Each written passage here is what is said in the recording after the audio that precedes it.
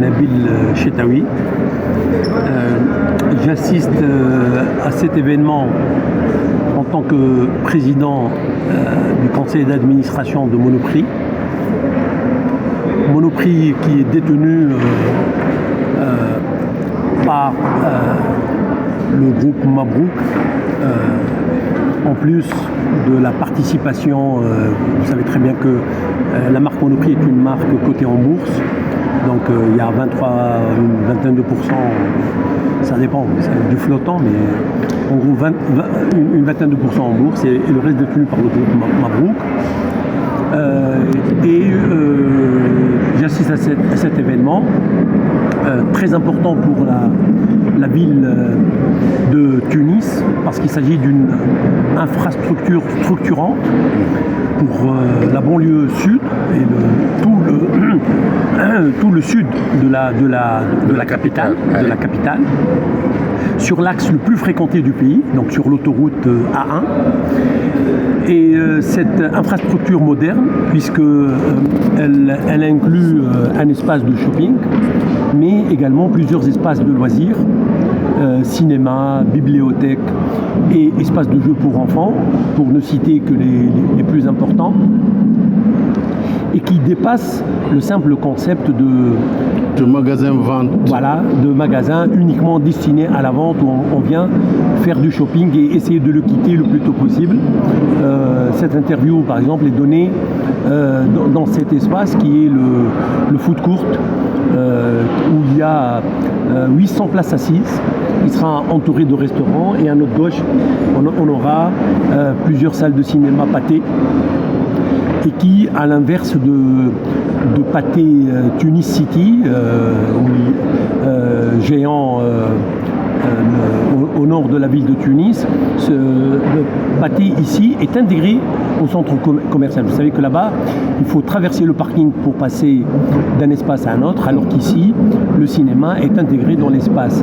Donc voilà un peu pourquoi cette infrastructure est considérée parmi les plus modernes. C'est des concepts qui ont démarré dans les pays du Golfe. Même les Européens commencent à les épouser, donc l'intégration des espaces culturels et des loisirs avec le shopping. Et on est fiers aujourd'hui d'inaugurer cet espace qui est le premier dans le pays, qui tous ceux qui vont suivre certainement intégreront ce nouveau concept. Donc j'espère que c'est le premier d'une longue série. L'investissement global a atteint 200 millions de dinars, dans une quinzaine, comme vous venez de le préciser, rien que pour le pan. Le pan est une fierté pour nous parce que c'est une installation qui a été réalisée par les privés, donc en l'occurrence la société Copit, qui a la responsabilité de la réalisation de ce chef-d'œuvre, et qui l'a par la suite, une fois réalisé conformément aux exigences et aux normes du ministère de l'équipement, cédé à l'État tunisien pour son exploitation, parce qu'en Tunisie, toute l'infrastructure est détenue, routière est détenue par l'État. Et donc on a fait que notre devoir, on a fait ce pan, donc cette bretelle d'accès supplémentaire à cet espace, et comme il se doit, nous l'avons redonné à l'État tunisien et notre vis-à-vis, en l'occurrence le ministère de l'équipement.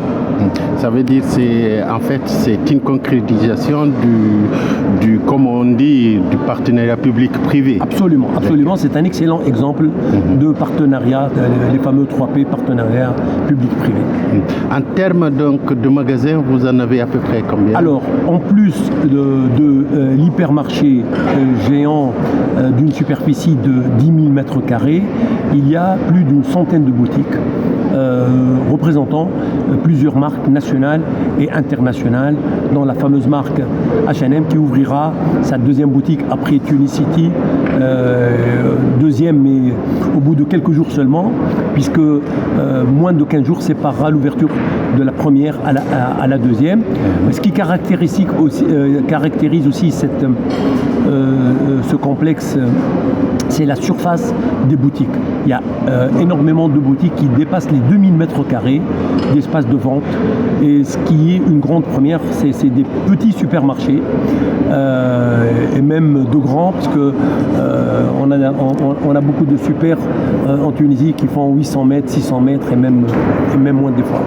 Dans la présentation, ils ont présenté ce centre-là pas en tant que magasin, ils ont dit que c'est un centre de vie. Le centre de vie, voilà. Vie, ouais. Centre de vie. Ouais, ouais. C'est pour indiquer en fait. Voilà, c'est l'intégration de ces trois formes, le shopping, mais également la restauration et la culture, représentée par la librairie, le cinéma, l'aire de jeu.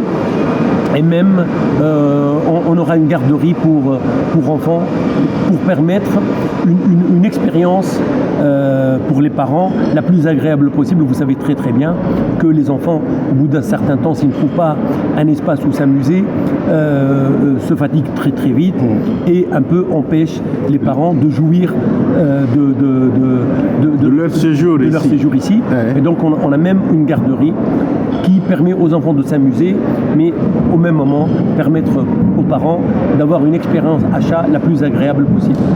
Si je dois souligner une chose, c'est que pour le gouvernorat de Ben Arous et plus généralement pour Tunis et même jusqu'au Caban et les villes du Sahel, cette infrastructure va créer 2000 emplois directs, dont près de 500 rien que pour l'hypermarché géant.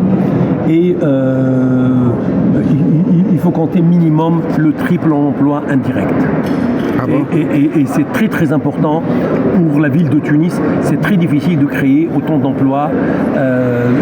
Dans la ville de Tunis, on peut créer des petits emplois, mais pas autant. Et c'est une fierté de pouvoir participer à ce moment précis de la vie de notre pays à la création d'autres